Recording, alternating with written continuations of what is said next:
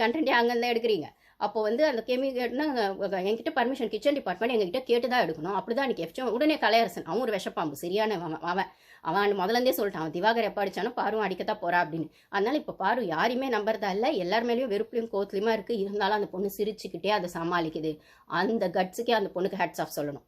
அந்த கட்ஸ் இல்லாமல் தான் நீங்களாம் போய் ஒழிஞ்சிக்கிறீங்க. குரூப்பிசம்குள்ளே போய் ஒழிஞ்சிக்கிறீங்க.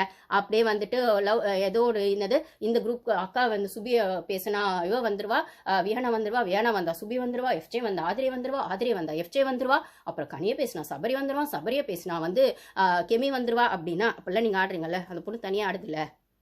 அதுவே அந்த பொண்ணுக்கு இருக்க தைரியம் தானே. அந்த தைரியம் உங்களுக்குலாம் இல்லைல்ல. 2 விஷமும் சேர்ந்து பேசிகிட்டு இருக்கு. யார்? கனியும் ரம்யாவும் 2ம் பேசிகிட்டு இருக்கு. அந்த வீட்டில் விஷம் தாங்க நிறைய இருக்குது. அப்போது அவங்கெல்லாம் விஷம்னா அப்போ பாரு மட்டும் நல்லவங்கன்னு நாங்கள் சொல்லவே இல்லை. அப்போ விஷத்தால் தான் எடுக்கணும்னு ரம்யா ஒரு வார்த்தை விட்டாங்கல்ல. ஏன் சுபியும் அதை சொன்னாங்கல்ல. அப்போ அந்த பொண்ணு அதை பண்ணுது. அந்த பொண்ணு பண்ணால் என்ன தப்பு? என்ன சீன்றீங்க, என்ன அட்டாக் பண்ணுறீங்க. அப்போ எனக்கான டெஃபென்ஸ்க்கு நான் ஒன்று பண்ணுவேன். என்னோட டெஃபென்ஸ் மெக்கானிசம் அது. அப்போ நீங்கள் என்ன அட்டாக் பண்ணால் நான் அதை பண்ண தானே செய்யணும். கம்முன்னு அடி வாங்கிக்கணுமா? அட்டாக் பண்ண வராங்கன்னு தெரிஞ்சு மண்டையை காட்டணுமா? எனக்கு புரியல. அப்போ அந்த டாஸ்க்குன்ற பேரில் நீங்கள் பண்ணுவீங்க, ஸ்ட்ராட்டஜின்ற பேரில் பண்ணுவீங்க, ஃபன்னுன்ற பேரில் பண்ணுவீங்க. அது ஒரு வாட்டி பரவாயில்ல, 2 வாட்டி பரவாயில்ல, இல்லை உட்காந்து சார்ட் அவுட் பண்ணணும். ஆனால் நீங்கள் தெளிவாக தெரிஞ்சே அடிக்கிறீங்க. அது அந்த பொண்ணுக்கு புரியாத அளவுக்கு அந்த பொண்ணு முட்டாள் இல்லை. அப்போ அதை புரிஞ்சுக்கிட்ட அந்த பொண்ணு இது என்னோட ஸ்ட்ராட்டஜி, நான் திருப்பி கொடுக்குறான்னு சொல்லுது. அப்போ அடிக்கிறவங்க தப்புன்னா திருப்பி கொடுக்குறவங்க தப்புன்னா அடிக்கிறவங்களும் தப்பு தானே. ஆக்ஷன் விஸ் ரியாக்ஷன் வரும்போது அது மட்டும் ஏன் உங்களுக்கு குத்துது கூட இது பாரு பண்ணா எனக்கு புரியல.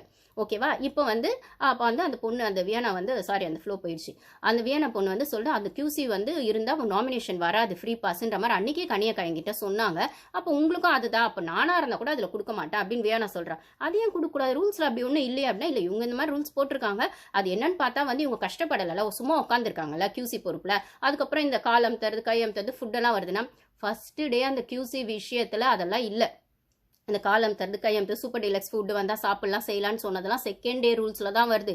ஃபஸ்ட் டே அந்த கியூசிக்கு பவரே இல்லைன்னு சொல்லி தான் இவங்க என்ன பண்ணாங்கன்னா அந்த கியூசியை பார்வை செலக்ட் பண்ணாங்க. அதில் பிக் பாஸ் வச்ச ட்விஸ்ட்டு தான் நீங்கள் என்ன சும்மா கியூசியாக உட்காந்துருக்கீங்க, உங்கள் பவரை எப்படி நீங்கள் யூஸ் பண்ணலாம், உங்களுக்கு இந்த பவர் கொடுக்குறேன், இல்லை நீங்கள் உங்கள் பவரை யூஸ் பண்ணி நாமினேஷனுக்காகவும் விளையாடலாம், ஸ்ட்ராட்டஜி ப்ளே பண்ணியும் விளையாடலான்னு பவர் கொடுத்ததே பிக் பாஸ் தான். ஸோ இவங்க சும்மா அந்த சோஃபாவில் இவங்களை உட்கார வச்சிடலாம், இல்லைனா உட்கார வைக்கிறது மூலமாக இவளை குறை கண்டுபிடிப்பான்ற டேக்ல என்ன ஸ்ட்ராங்காக கொடுத்துடலான்னு இவங்க பிளான் பண்ணால் அது பிக் பாஸே அந்த பவரை கையில் ஒருவேளை இவளே அந்த பவர் பார்வை அந்த பவர் எடுத்திருந்தா அவள் கொடுத்த பவரை தப்பாக யூஸ் பண்ணுறா, கொடுத்த பவரில் பிரச்சனை பண்ணுறா, கொடுத்த பவரில் பஞ்சாயத்து பண்ணுறான்னு இவங்க திருப்பி விட்டுருக்கலாம்.